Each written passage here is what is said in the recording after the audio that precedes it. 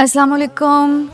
آپ کو پتہ ہے بچوں، یہ جو مہینہ ہے وہ ربیع الاول کا ہے، اور ربیع الاول میں جو سب سے اہم بات ہے وہ کیا ہے؟ حضور صلی اللہ علیہ وآلہ وسلم جو ہے وہ اس مہینے دنیا میں تشریف لائے تھے، یعنی پیدا ہوئے تھے. ان کی برتھ ڈے جو ہے نا وہ ربیع الاول کے مہینے میں ہوتی ہے. اور کچھ لوگوں کا خیال ہے کہ جب ان کا وصال تھا وہ بھی ربیع الاول کے مہینے میں ہے، تو ہم ان کی جو پیدائش کی تاریخ ہے اس کا بھی احترام کرتے ہیں، اور ان کی جو وصال کی جو تاریخ ہے اس کا بھی احترام کرتے ہیں. سب سے اچھی بات بچوں یہ ہے کہ ہم ان کے اسوہ حسنہ پہ عمل کریں.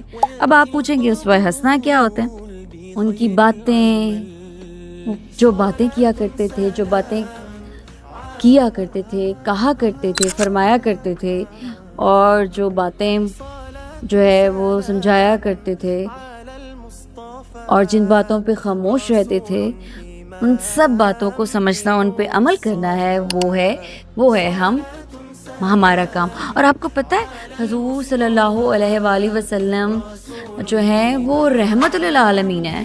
آپ پوچھیں گے رحمت للعالمین کا کیا مطلب ہے؟ جی ہاں، وہ پوری دنیا کے لیے رحمت ہے. صرف ہم مسلمس کے لیے رحمت نہیں ہے.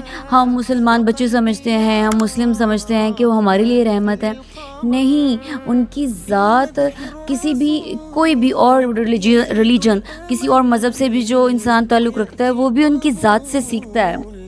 ان کی پرسنالٹی اتنی گروم تھی، اتنی اچھی تھی کہ جو لوگ جو ہے دوسرے مذاہب سے تعلق رکھتے ہیں وہ بھی کہتے تھے کہ ہم ان کی باتوں پہ، ان کی احادیث، جو باتیں انہوں نے فرمائی ہیں ان کو احادیث کہتے ہیں. ٹھیک ہے، اور جس طریقے سے وہ جو ہے اپنی زندگی گزارتے تھے اسے سنت کہتے تھے.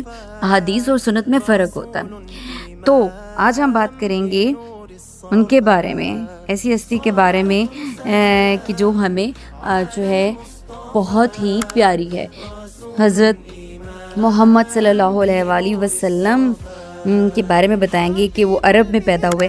عرب کہاں ہے؟ جو سعودی عرب ہے، جہاں ماما بابا عمرہ کرنے جاتے ہیں، حج کرنے جاتے ہیں. ہاں جی، وہ وہاں جو ہے مکہ میں پیدا ہوئے.